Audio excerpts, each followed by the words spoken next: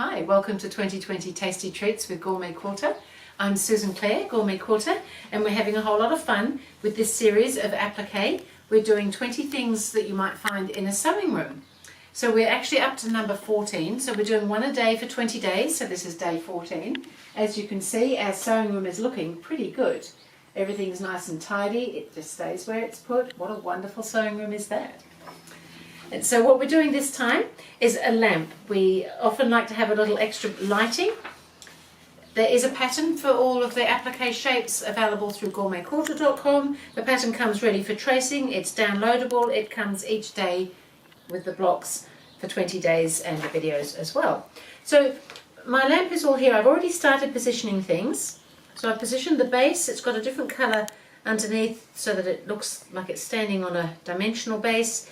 We've got the stand up, and I've just positioned these couple of little bits. They're just sitting there, and now we just need to do the lamps themselves. So they have a little yellow light bulb in them, and I've already positioned that onto the inside of the lamp, so because we can then treat it as one piece. So I've done that for the two lamps. Both the lamps are basically the same.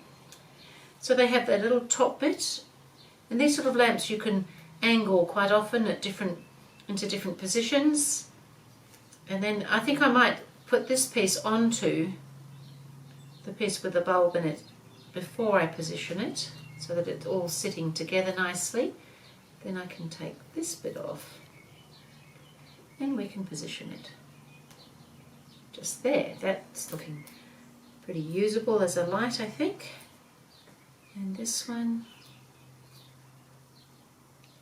So it's just a little bit of time perhaps taken to get everything sitting nicely, and because we're fusing everything on, it all stays there so that when we come to sew it, it's relatively straightforward. And then over this little sort of junction of where the two lights come in, there's a little bit that just sits over that there. So I think we've got our lamp all in place, ready to use.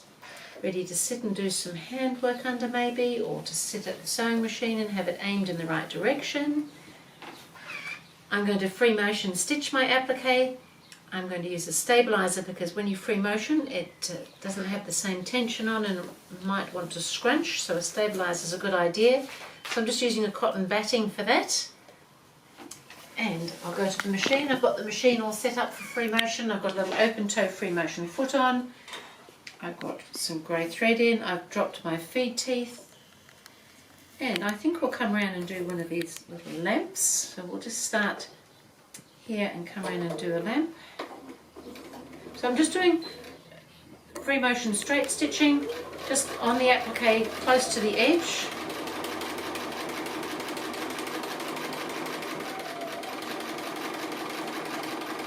And I'm just going to go all the way down here. Come around the back of it. And as I come along this one here, the front of that sort of lamp casing, we do need to do this little light bulb as well. And then I'm going to come up, and we need to come down here again. So sometimes we're going back over the same stitching, but that all works in really well. It holds everything nicely. And so now I'm at this little sort of junction box, so I can actually now go onto that and come along and come up and do the second lamp in just the same way.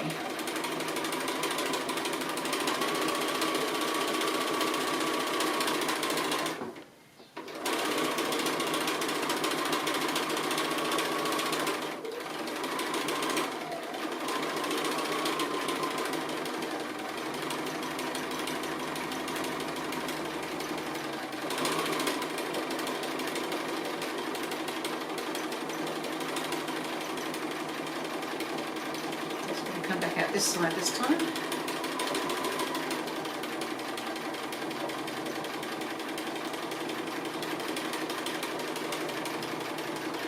So it doesn't take so long to do these little things, but because they're fused on, it does make life quite simple. You don't have to do free motion stitching like I'm doing.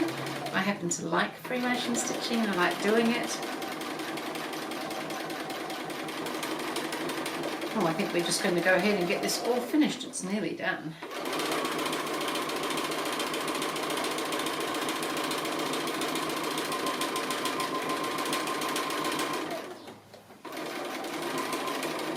So I'm going to come around here while I'm here.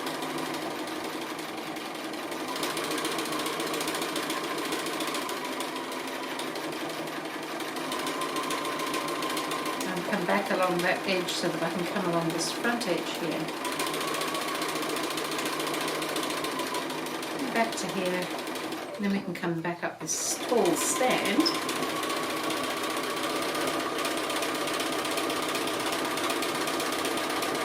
A couple of stitches on top of each other to lock it off. And we have good lighting in our sewing room now. So we'll just give it a quick press. And we can pop it up here on our sewing room on the wall, which stays tidy.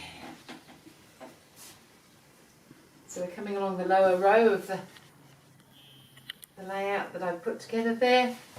So that was applique number 14, and how amazing is that to have all those appliques in that sewing room. I will see you again with applique number 15.